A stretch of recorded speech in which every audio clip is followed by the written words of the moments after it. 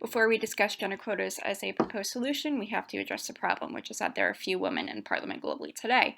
Despite the percentage of women in parliament doubling in the past 25 years, women comprise only about 25% of parliament globally. The literature suggests a few reasons for that, the first one being gender-based violence, which is either verbal or physical violence directed towards women either for running or while they are in office. The next reason would be lack of readiness among the American public for women in politics because it is such a male-dominated field.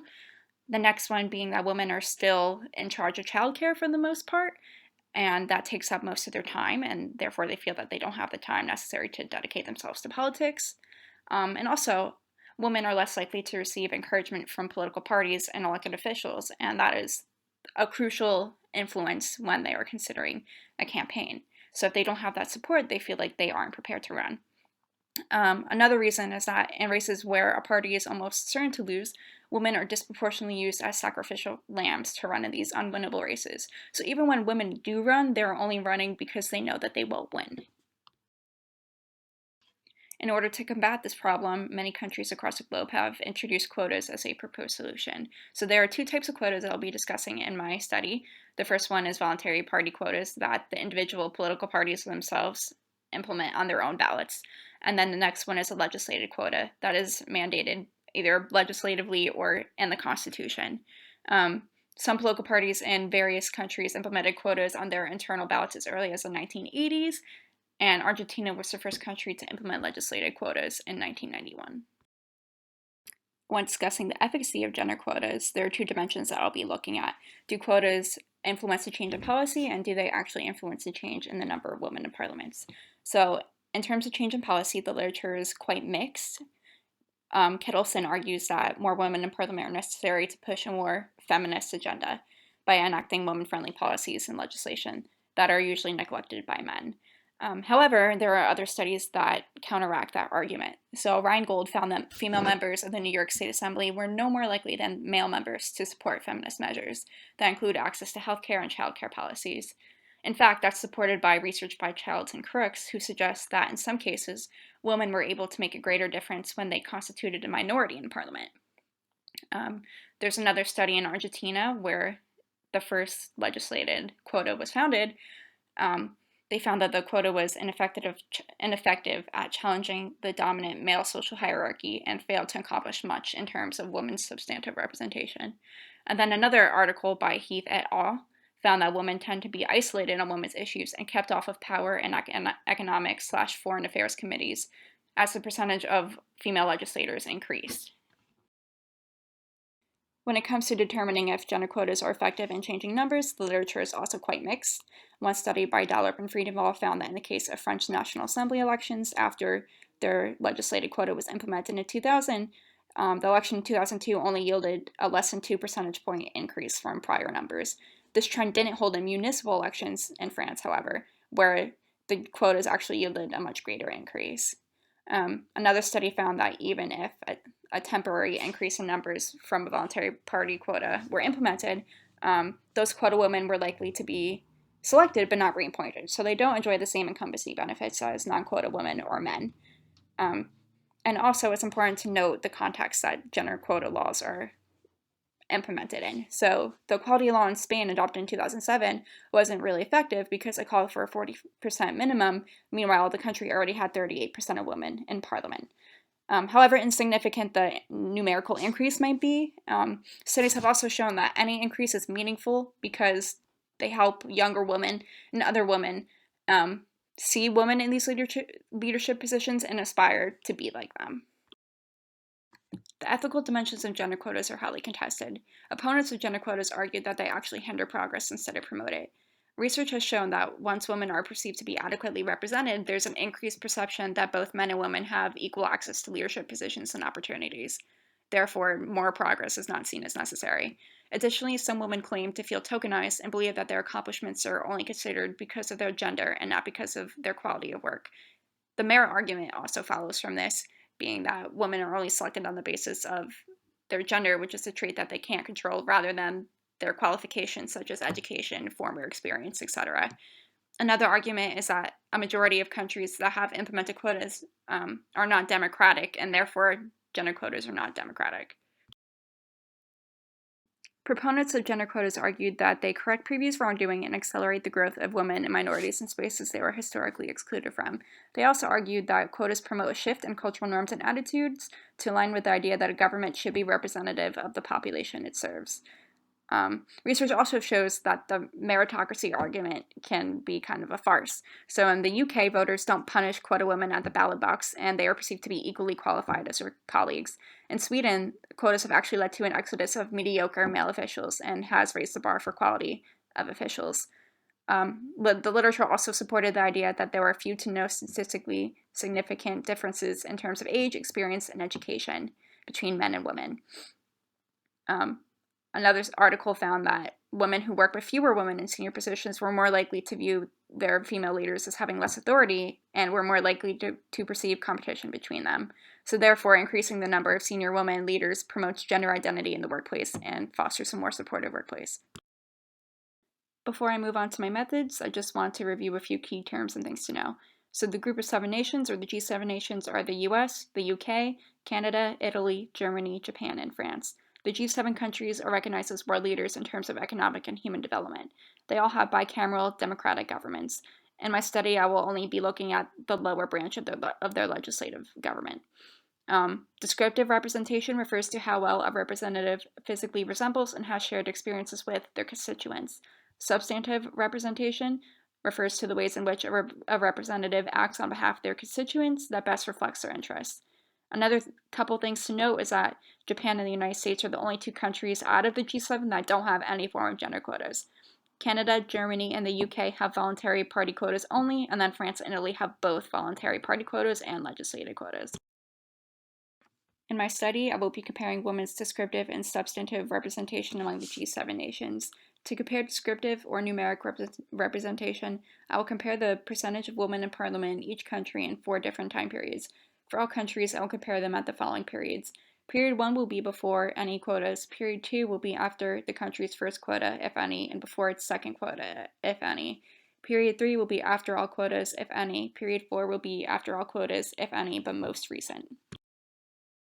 I will measure substantive representation by analyzing data on the gender wage gap and maternity leave policy. The gender wage gap data compares the difference in median income between men and women in terms of percentages. The data on maternity leave provides information on the total number of weeks of maternity leave and the cash benefits paid during maternity leave. Table number 1 on the left shows the countries that have or don't have gender quotas and which types of gender quotas they adopted, as well as the year they were adopted. To the right, I list my 4 hypotheses I will be testing in my study. The first one is that the 5 quota countries will have a greater percentage of women in parliament than the 2 non-quota countries in all periods after period 1. A2 predicts that countries with legislative quotas will have a greater percentage of women in parliament in periods 3 and 4 than countries with voluntary party quotas only. B1 predicts that quota countries will have smaller gender wage gaps, more weeks of maternity leave, and greater amounts of cash benefits in all periods than non-quota countries. And B2 predicts that countries with legislative quotas will have smaller gender wage gaps, more weeks of maternity leave, and greater amounts of cash benefits in all periods than countries with only voluntary party quotas. Table 2 represents the percentage of women in the lower chamber of parliament for each country in each time period. Germany starts out with the highest percentage at 9%, and Japan has the lowest percentage at 2%. When we compare periods 1 and 2, we see that the countries that implemented voluntary party quotas, mainly Canada, Germany, and the UK, experienced a significant increase in the percentage of women in parliament. However, the same did not hold true for France and Italy, who have the same percentage of women in parliament in 1995 as the United States did. So therefore, my first hypothesis is undermined. However, between periods 2 and 3, we see that France and Italy, after they adopted their legislative quotas, experienced a significant increase in their percentage of women in their parliaments. The other voluntary party quota countries only either experienced a very slight increase or a decrease in the case of Germany. Although the United States did increase between periods 2 and 3, more so than Canada and the UK, they still have one of the lowest percentages of women in parliament. And Japan is just lagging behind all the other countries at all points of this analysis. And then when we look in between periods 3 and 4, France and Italy end up with the highest percentages of women in their parliaments, and then voluntary party quota countries end up right below them. And then the non-quota countries have the lowest percentage of women in their parliaments. Table 3 represents the gender wage gap, which is measured as the difference expressed as a percent between the median earnings of men and women full-time employees. Japan, in the beginning, had the highest wage gap at 41.7%, and France had the lowest in the beginning at 20.1%. Right away, only 2 out of the 5 quota countries, France and Germany, have lower wage gaps than the United States, so therefore my hypothesis B1 is undermined. And between periods 1 and 2, all of the countries, excluding Italy, experienced a decline in their gender wage gaps. Japan experienced the lowest decline, and the United States experienced the greatest decline, although they didn't have the lowest gender wage gap. The countries with the lowest gender wage gaps were the 2 legislated quota countries, France and Italy. However, they didn't have their legislated quotas implemented at this time. Additionally, France and Italy were tied with the United States for the second lowest percentage of women in their lower chamber of parliament in 1995, so it's interesting that they have the lowest gender wage gaps. This suggests that the low gender pay gaps may have more to do with the policies and culture surrounding the gender wage gap rather than the adoption of legislative quotas. The effect of voluntary party quotas on gender pay gap is also unclear in period 2, because there are voluntary party quota countries, Canada and the United Kingdom, with greater pay gaps than the United States, and one voluntary party quota country, Germany, with a lower pay gap than the 2 non-quota countries, the United States and Japan.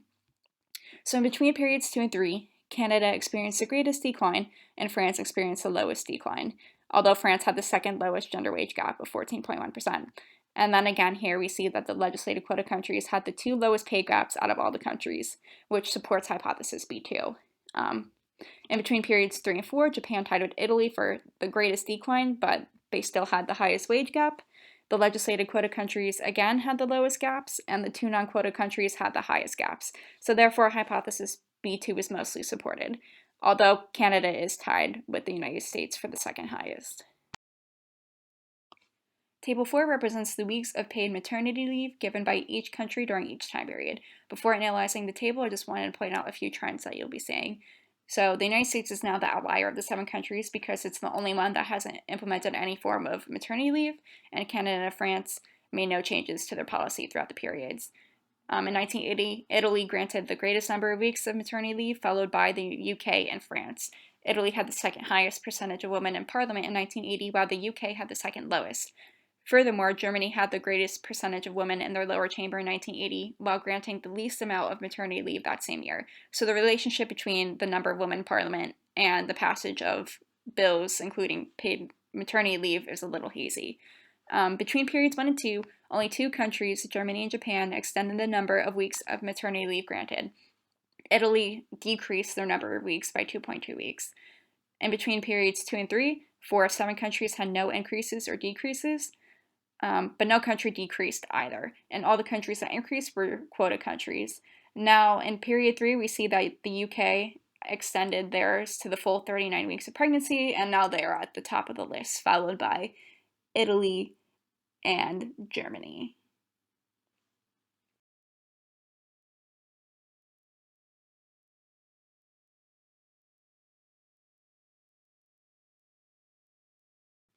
Table 5 represents the cash benefits paid to women during maternity leave expressed as a percentage of female wages. Although the US isn't the only country to not change its policy throughout the 4 periods, it's the only country out of the 7 that doesn't grant paid maternity leave.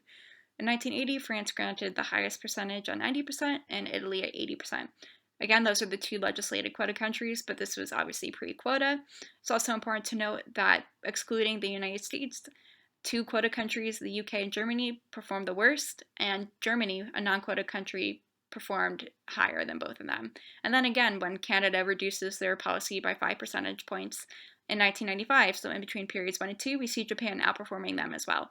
And that can be attributed to Japan's unique status among the 7 as having a population distribution crisis and their need to promote maternity leave policies. Also notable in between periods 1 and 2 is that there are decreases in 3 countries. All of them are quota countries, ranging from 2 to 6 percentage points. And again, France and Italy maintain their status as having the best cash benefit policy. In between periods 2 and 3, we see that the UK decreased by 30.5 percentage points, while all the other countries either stayed the same or increased, which is in the case of France. So France increased theirs to a full 100%. Can't get any higher than that. And again, they're still followed by Italy at 80%, while the UK decreased significantly to 14.5%. And France and Italy dominated the charts up until the fourth period now. So in between periods 3 and 4, all countries that experienced any changes in their cash benefits policy experienced a positive increase. And these increases ranged from a mere 6.7 percentage points in Japan to a 75.5 percentage point increase in the United Kingdom. So with the United Kingdom's increase, they rank above Italy now. And Germany also increased by 50 percentage points. So France and Germany are tied for first, followed by United Kingdom, and then Italy in third.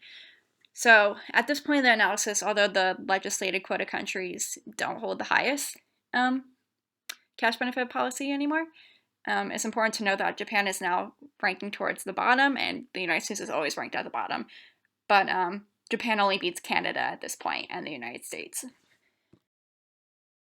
In my analysis, I found that the relationship between descriptive representation and all three indicators of substantive representation, which are gender wage gap, weeks of paid maternity leave, cash benefits given during maternity leave, is unclear.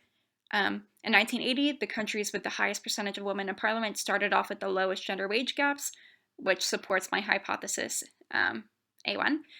Furthermore, the countries with the highest gender wage gaps, Japan, the United Kingdom, etc., also had the lowest percentage of women in parliament.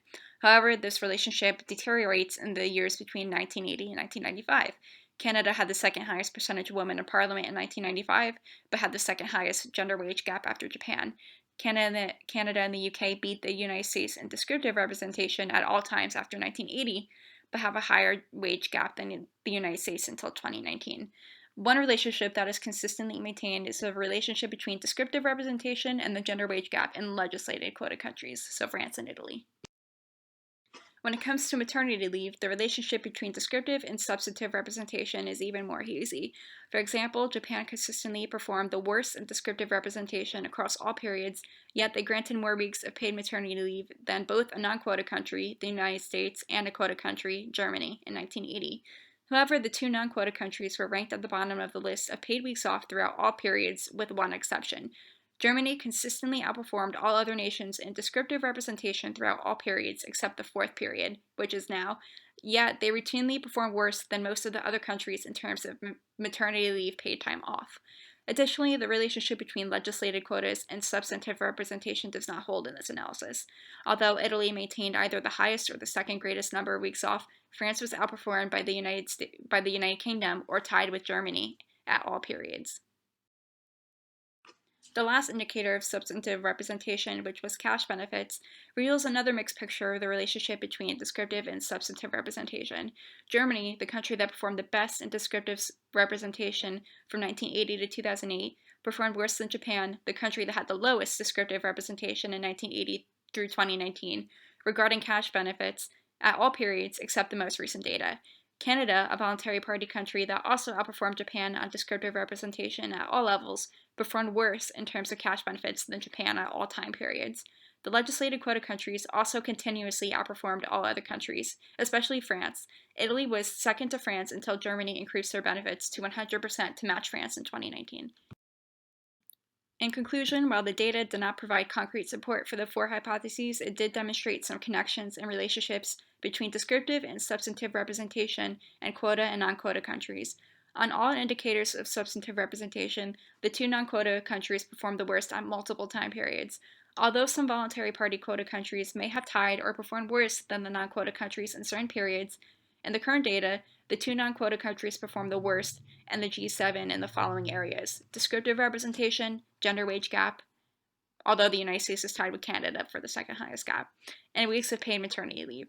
It can be said that in general, non-quota countries perform worse in women's descriptive and substantive representation, with some exceptions. Some of my limitations include that I didn't collect any original data for the study. All the data I found online. Due to lack of time, the paper could only focus on 3 dimensions of substantive representation, and these 3 indicators alone aren't enough to demonstrate substantive representation, but they're generally recognized as being key women's issues. Another limitation is that I wasn't able to perform an intersectional analysis that would take into consideration one's socioeconomic status, racial identity, sexual orientation, etc. If I did, that would probably expose further disparities among female politicians. Um, Another dimension that was not explored in this paper is the social context surrounding each of the substantive issues in the 7 countries. For example, maternity leave benefits in Italy are added in addition to national health care, while in the United States, some may not even have medical insurance. And with more time, the interplay between gender and political party would be given further consideration.